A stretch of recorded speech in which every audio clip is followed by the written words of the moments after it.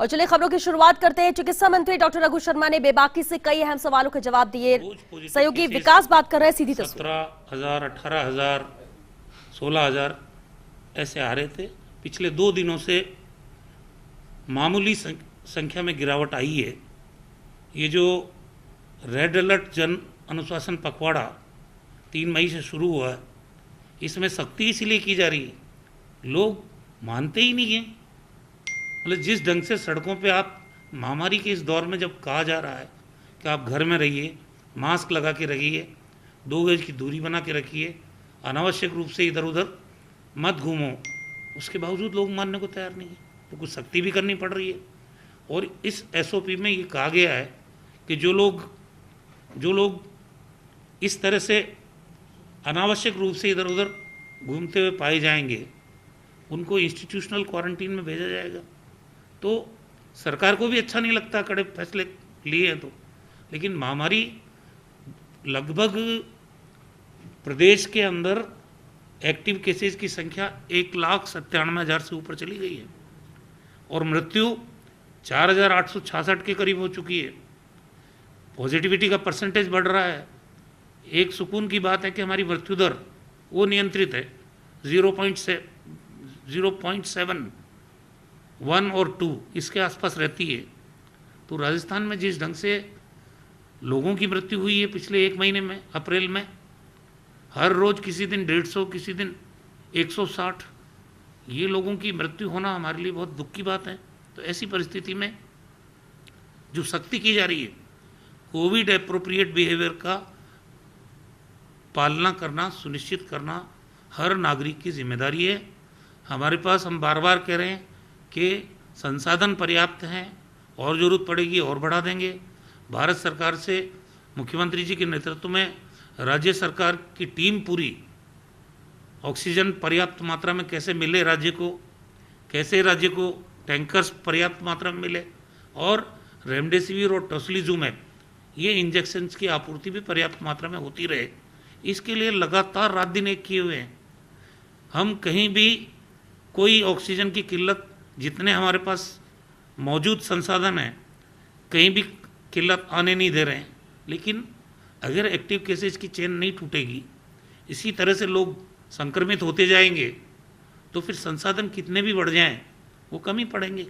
हाँ sir, oxygen की बात करें तो आपने बताया कि हम ऑक्सीजन की पर्याप्त कोशिश कर रहे हैं कि ऑक्सीजन मिले, लेकिन जो हमको लिंकेज मिला है, चाहे वो उड़ीसा की बात करें, चाहे बंगाल की बात करें, बहुत बड़ी चुनौती है आपके लिए वहाँ से ऑक्सीजन लेके आना। तो उसके लिए क्या एक्शन प्लान बनाया आप लोगों ने?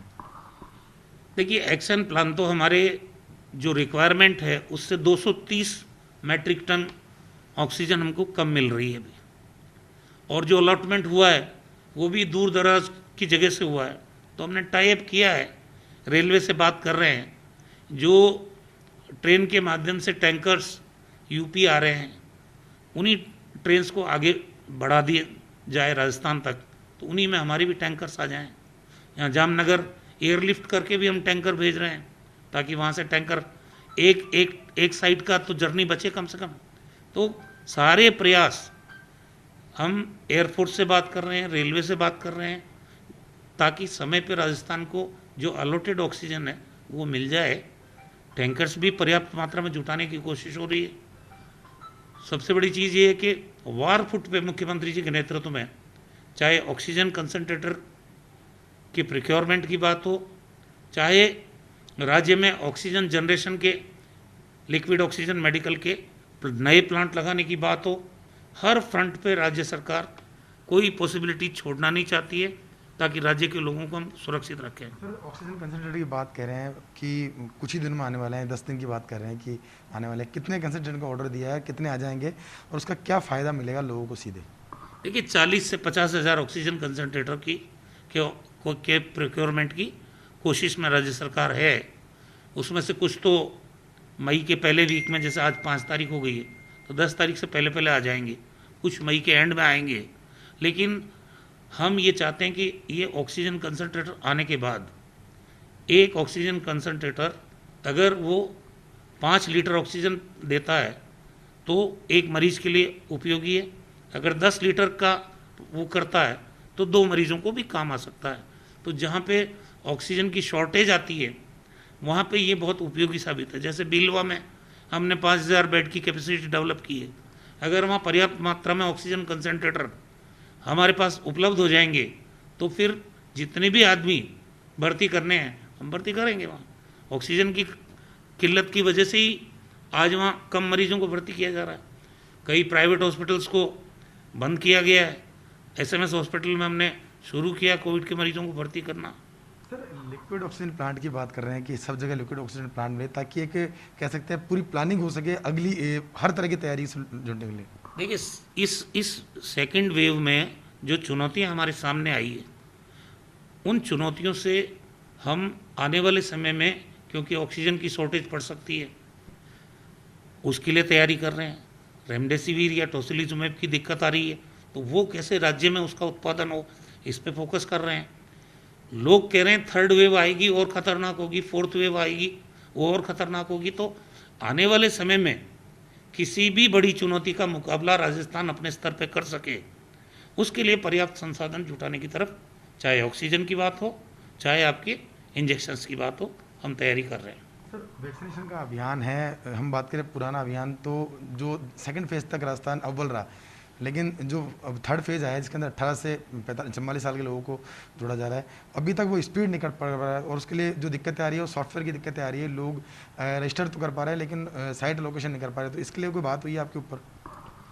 कि वैक्सीनेशन का जो पहला दौर चला बहुत शानदार था। राजस्थान ने सबसे टॉप परफॉर्म किया पूरे देश के अंदर। कोरोना के प्रबंधन में भी हमने सबसे अच्छा प्रबंधन किया। आज भी हमारा प्रबंधन पूरे कंट्री के दूसरे राज्यों के मुकाबले बहुत अच्छा है। और ये वैक्सीनेशन का जो 18 साल से 44 साल की एज ग्रुप के लोगों का है उसमें शुरुआत से ही पहले तो ये संशय बना रहा कि इसका पैसा कौन देगा। आज तक जितना टीकाकरण अभियान चला है आज़ादी के बाद वो सारा खर्चा भारत सरकार ही दिया करती है। किसी राज्य सरकार को आज तक टीकाकरण का खर्चा उठाने की नौबत नहीं आई है। और ये बजट से पहले कह देते तो भी हम बजट में अलोकेशन कर देते। 3000 करोड़ कोई मामूली रकम नहीं है। बजट से पहले कह देते तो हम बजट में प्रोविज़न कर देते, वो भी नहीं कहा और अचानक ये राज्यों के ऊपर भार डाला। फिर भी मुख्यमंत्री जी ने कह दिया कि हमें राज्य की युवा पीढ़ी को सुरक्षित रखना है, बचाना है, तो ये भार भी हम वहन कर लेंगे। अब सवाल ये है कि 7 करोड़ डोज चाहिए हमको, 3 करोड़ 25 लाख लोग हैं बेनिफिशरी, 2 डोज लगेगा तो 6.5 करोड़ तो वही हो गया। 10% अगर वेस्टेज मानते हैं 7 करोड़ डोज हमको कब उपलब्ध कराएंगे? वैक्सीन सीरम इंस्टीट्यूट बनाती है या भारत बायोटेक बनाती है, इसका नियंत्रण भारत सरकार के पास है। वो कितना कैपेसिटी में उत्पादन कर रहे हैं, कितना राज्यों को दे देंगे। हमने 3 करोड़ 75 लाख वैक्सीन इस एज ग्रुप के लिए बुक कराई, हमें मिली 3 लाख है सिर्फ।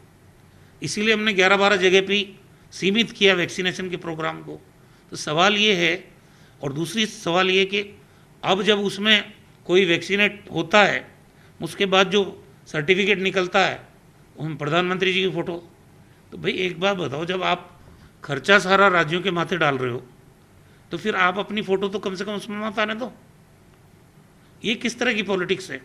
ये कोई अच्छी बात नहीं है। क्या लगता है सर ये एक प्रचार का माध्यम है इस तरह से, क्योंकि अगर सरकारें पैसा दे रही है, राज्य सरकार पैसा दे रही है, तो फिर इस तरह से फोटो लगाने का क्या उचित रहेगा? जो राज्य सरकार अपने स्तर पर खर्चा करके और इस आयु वर्ग के लोगों को वैक्सीनेट कर रही है उन राज्य सरकारों के मुख्यमंत्रियों की फ़ोटो आने दो। भारत सरकार इस बात को सुनिश्चित करे। ये क्या है भाई, आप अगर फ्री में 45 साल से ऊपर के लोगों को वैक्सीनेट कर रहे हो प्रधानमंत्री की फ़ोटो आ जाए, लेकिन अगर 18 से 44 साल की एज ग्रुप के लोगों को वैक्सीनेट करने का काम जिसका खर्चा आपने राज्यों के कंधों पर डाल दिया है तो फिर उसमें मुख्यमंत्री की फ़ोटो आए तो क्या दिक्कत है? सर एक सवाल ये भी है कि वैक्सीनेशन का प्रोग्राम चल रहा है और उसी जगह पर वैक्सीन के अलावा और ट्रीटमेंट भी चल रहा है, लोगों में थोड़ा डर सा बना हुआ है, तो कहीं ऐसी प्लानिंग है कि हम वैक्सीनेशन जो है अब कैंप लगाकर, स्पेशल कैंप लगाकर या फिर कुछ अलग अलग जगह पे खुले में वैक्सीनेशन का प्रोग्राम लगाया ताकि जो ये अभियान और जो सोच है आप लोगों की कि हर व्यक्ति वैक्सीनेट हो वो पूरा हो सके? वैक्सीनेशन की तैयारी जितनी राजस्थान ने की, हमने वैक्सीनेशन साइट्स बनाई पूरे राजस्थान के अंदर, हमने स्टोरेज की कैपेसिटी डेवलप की, शानदार स्टोरेज की कैपेसिटी है।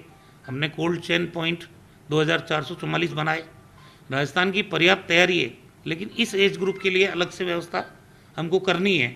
लेकिन वैक्सीन की अवेलेबिलिटी पर डिपेंड करता है। अगर हमारे को भारत सरकार इंश्योर करवा दे सीरम इंस्टीट्यूट से कि हमने जितनी डोजेज मांगी है उतनी डोजेज वो टाइमली हमको दे देंगे, तो अलग से व्यवस्था भी कर लेंगे, कोई दिक्कत नहीं है इसमें।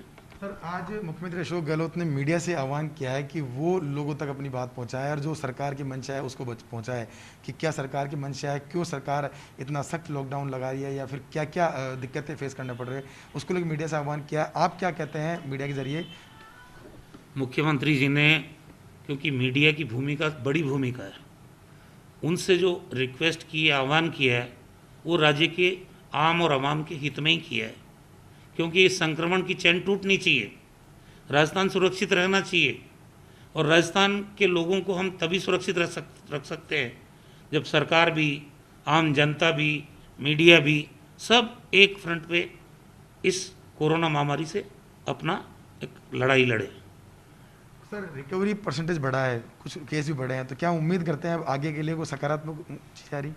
ये जो रेड अलर्ट जन अनुशासन पखवाड़ा है, ये सख्ती के बाद में मुझे लगता है कि कोरोना की चैन टूटेगी आने वाले 3-4 दिन में, और मृत्यु के केसेस भी कम होंगे।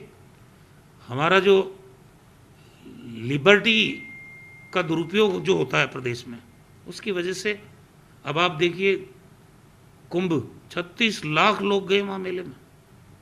आपका IPL हो रहा है, चुनाव रैलियां हो रही है 2-2 लाख की। ये संक्रमण फैलेगा नहीं तो क्या होगा? आखिर हम इस देश के लोगों को बचाने की अगर मुहिम चलाना चाहते हैं तो ये सब बंद करना पड़ेगा। सर, अंतिम सवाल है कि राजस्थान में क्या मानते हैं कि पीक आ चुका है या अब आगे और स्थिति में? अभी इस बारे में कोई कुछ नहीं कह सकता। हमने जो विशेषज्ञ चिकित्सकों का दल बनाया वो भी कुछ नहीं कह पा रहे हैं। पूरे देश के पैमाने पर कोई भी ये नहीं कह पा रहा कि इसका पीक कब आएगा। लेकिन हम ये मानते हैं कि ये जो रेड अलर्ट जन अनुशासन पखवाड़ा है, इसके दौर में जो सख्ती होगी ये एक करीब करीब लॉकडाउन जैसा ही है। तो हमें उम्मीद है कि बढ़ते हुए जो संक्रमण के केसेस हैं उसको गिरावट आएगी तो हम ये समझेंगे कि भाई वही पीक था जो ज़्यादा केसेस का दिन था। ये थे चिकित्सा मंत्री डॉक्टर रघु शर्मा जी ने बताया कि किस तरह से राजस्थान के हालात है, किस तरह से सरकार तैयारियां कर रही है और साथ में जनता से उनकी क्या अपेक्षाएं हैं। अब उम्मीद यही है कि लोग इस बात को समझेंगे और इस बात को जो सरकार जिस तरह की मंशा के साथ में काम कर रही है उसकी उनकी जो दिक्कतें हैं, चुनौतियों उनको समझ करके रेड अलर्ट जो जन अनुशासन पखवाड़ा है उसकी पालना करेंगे। कैमरा पर्सन पवन के साथ Vikas Sharma, First India News, Jaipur.